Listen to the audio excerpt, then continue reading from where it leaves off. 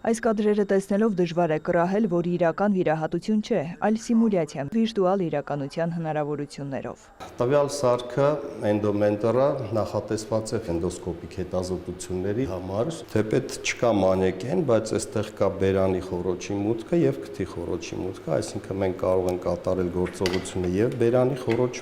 մտնելով եւ քթի խոռոչով։ Թե սկսնակ եւ թե փորձառու բժիշկների համար իրենց գիտելիքներն ու հմտությունները նորագույն սիմուլյացիոն սարքերով զարգացնելու հնարավորություն արդեն կա նաեւ մեր երկրում։ Սարքավորումները հագեցված են վիրտուալ ծրագրերով եւ հնարավորություն են ստեղծում արտաբերել եւ անատոմիական կառուցվածքը եւ մարմնի ռեակցիաները եւ շարժումները եւ տակտիլ զգացողությունը, այսինքն հյուսվածքների դիմադրությունը աշխատանքի ժամանակ։ Բժշկագիտության մեջ կարևոր է սիմուլյացիայի վրա հիմնված ուսուցումը, այն ստեղծում է անվտանգ միջավայր գիտելիքը դարձնելով կարողություն։ Կան սարքեր, որոնք եզակի են եւ շատ այս սիմուլյացիոն սարքերը, սիմուլյացիոն պլատֆորմները իրենք շատ իրականին մոտ են, կան եզակի ծրագրեր, որոնցով կարող են մեր բժիշկները գալ եւ սովորել եւ հմտություն ձեռք բերել։ Մենք կազմակերպելու ենք դասընթացներ, որոնք արդեն ծրագրերը հաստատված են նախարարի կողմից եւ ՇՄԶ կրեդիտավորված են։ Ուսուցումը ընդհանրապես վերահսկվում է մենթորների կողմից եւ վերահսկվում է արհեստական բանականության կողմից։ Ավարտելուց հետո գնահատումը կատարվում է մենտորների եւ արհեստական բանականության կողմից։ Սա համարվում է էնդովասկուլյար վիրաբուժության, ռենտգեն էնդովասկուլյար վիրաբուժության ամենաժամանակակից մուլյաժներից մեկը։ Սարքի միջոցով ուսանողը կարող է մատներով շոշափել, թե ինչպես է օրինակ մետաղը անցնում անոթի փակատված եւ այլն։ Այն կօգնի նաեւ բժշկին պլանային վիրահատությունից առաջ։ Նախավիրահատական պլանավորումը։ Այսինքն մենք մարմնավորում ենք հետեւյալ հիվանդի դեպքը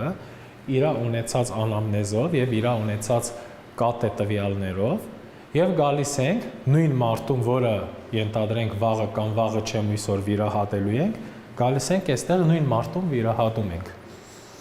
Եվ բոլոր նրբություններին համարյա բնականին մոտիկ մենք ծանոթանում ենք։ Ու գնում ենք արդեն վիրահատության բոլոր սպասվող համարյա բոլոր սպասվող բարդությունները մեր աչքի առաջ ունենալով։ Սիմուլյատորի վրա գործնական հմտություն մարզելը ինքը ամենապահանջվածն է Եվրոպայում նույնպես եւ ամբողջ աշխարհում։ Ես ինքս օրինակ անցած տարի անցել եմ տրանսեզոֆագյալ էխոյի վերապատրաստման կուրսեր Չեխիայում եւ կարող եմ համեմատելով ասել, որ մեր մանիկենների ծրագրային հնարավորություններն ու հմտությունները շատ ավելի մեծացավալով։ Գինեկոլոգը լապարասկոպիկ վիրահատությունների համար նախատեսված սիմուլյացիոն սարքն է փորձարկում։ Վիրաբույժները, ովքեր